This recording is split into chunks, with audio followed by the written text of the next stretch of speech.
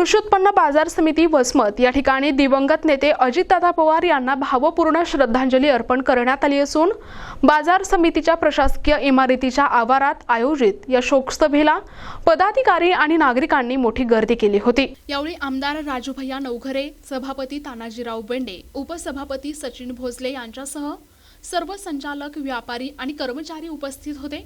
केवळ नेतेच नव्हे तर हमाल, मापाडी आणि कामगारांनी देखील आपल्या लाडक्या नेत्याला अखेरचा मानाचा मुजरा केला।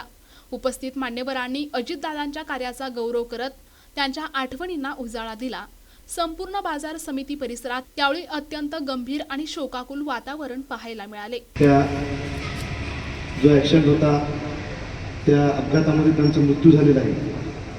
संपूर्ण महाराष्ट्र देशामध्ये सगळ्यात नागरिकांना त्याच्या बाबतीमध्ये दुःख झालेलं होतं। माणसानं कसं जगावं ते त्यांच्याकडे बघून आदर्श ठरवला असतो। स्वतःचा देह झिजवून सकाळी 5 पासून 6 पासून सगळ्या लोकांना भेटत असताना शेतकरी असतील, शेतमजूर असतील, व्यापारी असतील, हमाल बांधव असतील, या सगळ्यांच्या प्रश्न सोडवण्यासाठी सातत्याने ते कार्यरत असायचे। दिवसातून जवळपास 13-14 तास या लोकांचे प्रश्न ऐकून घेऊन त्या प्रश्नांना न्याय देण्याचं काम हे अजितदादांच्या माध्यमातून होत होतं। आज वसमत कृषी उत्पन्न बाजार समितीची बारकी कृषी उत्पन्न बाजार समिती असेल, सगळे व्यापारी बांधव असतील, सगळे मुलीम बांधव असतील, हमाल बंधू असतील, यांच्या मार्फत हा जो शोकसभेचा कार्यक्रम ठेवलेला आहे त्यामध्ये एवढं सांगता येईल की दादाचं काम या महाराष्ट्रामध्ये सकाळी दिवस निघायच्या अगोदर सुरू व्हायचं आणि रात्रीपर्यंत उशिरापर्यंत ते काम चालायचं। निश्चित शेतकऱ्यांना, शेतमजुरांना सगळ्यांचे प्रश्न सोडवण्यासाठी, व्यावसायिकांचे सगळ्यांचे प्रश्न सोडवण्यासाठी त्यांचा महाराष्ट्रामध्ये खूप मोठा हातभार होता। महाराष्ट्राची जी प्रगती आहे त्या प्रगतीमध्ये सुद्धा दादाचं खूप मोठा हातभार राहिलेला आहे।